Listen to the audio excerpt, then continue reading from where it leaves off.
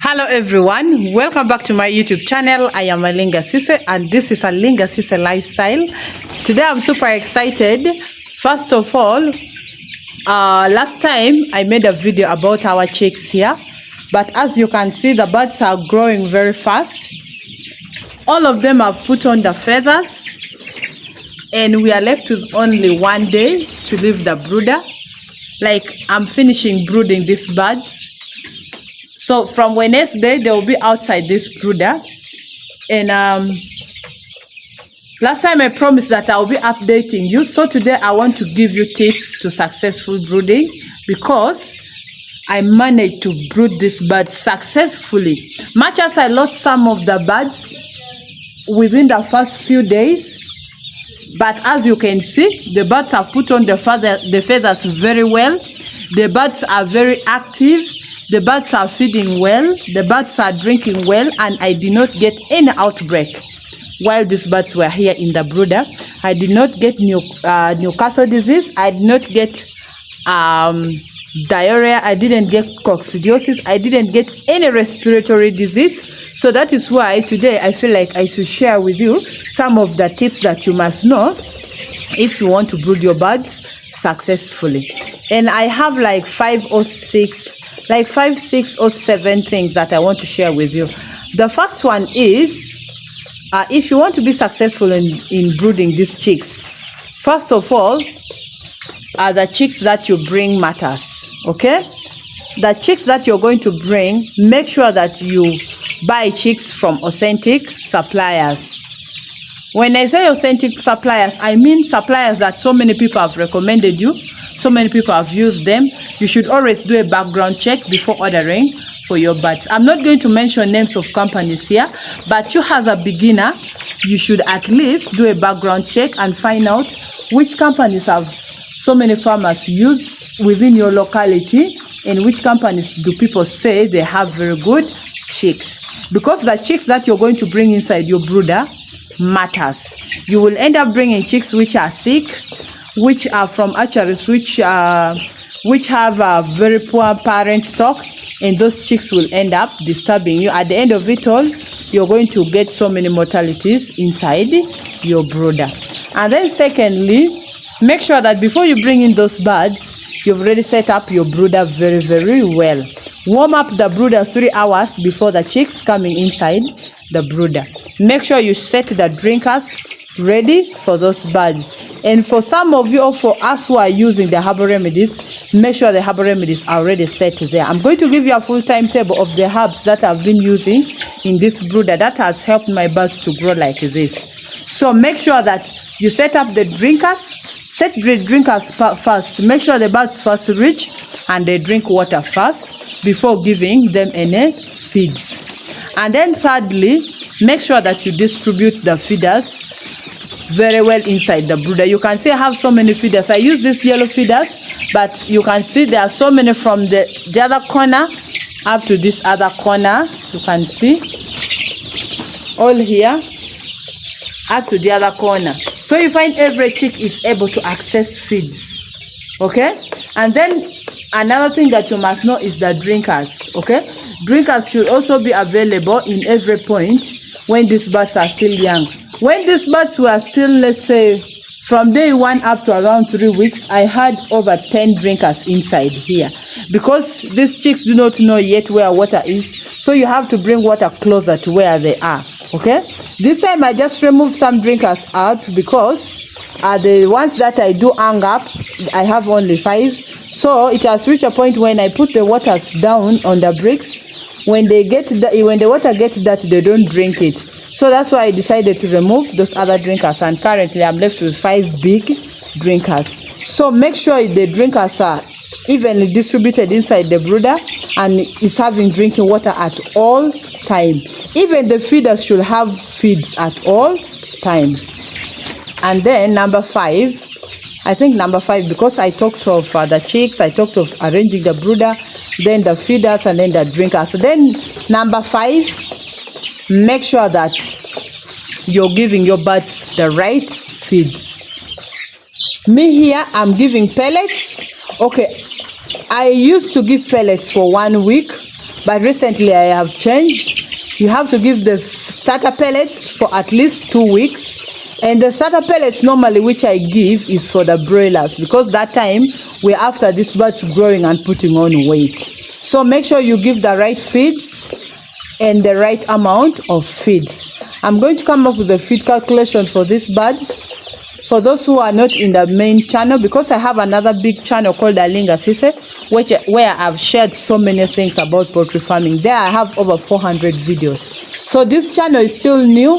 I'm just building it up. So kindly let us also subscribe to this YouTube channel, because I'll be bringing so many wonderful tips about poultry farming. So make sure you give the birds the right amount of feeds and the right feeds. Okay? Every day these birds have the amount of feeds each baby chick is supposed to consume. So what you're supposed to do, you're supposed to multiply by the number of birds that you have.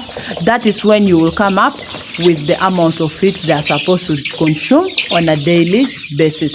Please let us not try to give these birds limited feeds, because we want to save money. Please, with poultry farming, if you want to be successful, if you want the birds to lay well, if you want your birds to perform well, make sure you give them feeds at the right time, the right feeds. Okay? And then number 6, let us talk about the lights.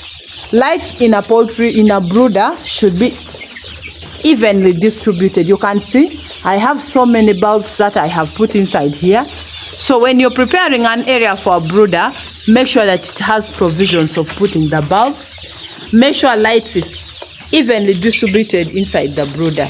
Why? Because when these birds are going to feed, they must, like, lights should be in every corner, because corners which are dark, you find that birds that are there will end up not feeding simply because it is dark. Please, lighting is very, very important inside your brooder. Another thing that I forgot that I was supposed to tell you among the first things is the room temperature of the brooder. The brooder must be warm enough. I'm going to also share with you the recommended room temperatures of the brooder from day 1 up to day 30. Please, when I share that, make sure that you follow it. You have to get a thermometer and put inside the brooder. You can always get it in the vet shops to at least monitor the room temperature of your brooder, because if the brooder is very cold, you'll end up losing so many birds. Actually, here I lost 33 birds, of which 32 I lost within the first 4 days. I can say within the first 5 days, but my mortality happened between day 1 to day 3. And then the last bird, I lost it just recently when the power went off. I don't know what happened to the bird. It started behaving so weirdly. So if the brooder is cold, trust me, your birds are going to get pneumonia, your birds are going to get diseases, and they will end up dying. And also, if the brooder is too hot, it is also not good for these baby chicks. They will end up be so dehydrated. It will reduce on the feed intake, and at the end of it all, it will lead to stunted growth in your chicks. So the room temperature of the brooder must be regulated accordingly. And then another thing that you must know as a farmer who is trying to use organic remedies, make sure you're consistent with these herbal remedies. I have been giving these birds the herbal remedies from day 1 that they were brought here. For those who have been watching me in my other channel, have been giving these birds the herbal remedies, of which I promise to give you the full timetable of the herbs that I've been giving to these birds. Please, those herbal remedies have helped my birds. You can see how they are so active. They are drinking. Those ones that have finished feeding are already here sleeping. After that, they will wake up and go and feed, but all because of the herbal remedies. And then we are still doing the vaccination, because I normally do the vaccination when the birds are still young like this. Remember, these are layers that will end up staying with us for long. Actually, I have the older birds that I've already shared with you their performance. They have now laid for 76 weeks, going to 77 weeks. So you can imagine those birds are now 2 years with me plus. So with these layers, I always prefer brooding, vaccinating them when they are still young like this, because they are going to take long with us. So we have to at least to avoid the risk of these chicken diseases. Simply because I am not the only one who will handle these birds when they grow up. I will also have workers or other people to come and help me here. So you cannot know. Sometimes when you're not around, the workers will end up not disinfecting their feed. Different people will end up coming inside the farm when you're not at home or when you're not here at the farm. So that is why I always vaccinate these birds when they are still young. So vaccination is still very important. I haven't yet raised birds without vaccination. Okay, I do my vaccination when the birds are still young, and then I also do the herbal remedies. Okay, the only thing that I will not give these birds is the synthetic antibiotics, vitamins, glucose. No, those ones I will not do. So if you want your birds to come out well, not to have the stunted growth, to successfully brood your birds, okay, and they come out well, because one thing that we must know is that the life of this bird starts from the brooder here. If at your brooder the birds are very lazy, very dormant, they are not feeding well, they are not drinking well, those birds are likely not to perform well in future. If your birds get so many diseases like coccidiosis, Newcastle disease, stunted growth, worms, your birds are likely not to perform well. So that is why it is very, very important for you to do your brooding very, very well.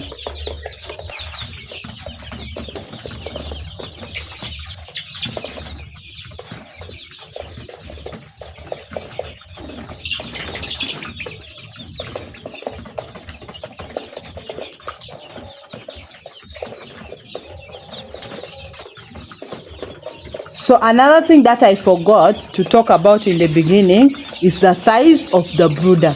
So many of you think that when you're preparing the brooder, it should be small, since it is supposed to be hot or warm, so you don't need a very large brooder. Please make sure the brooder is standard.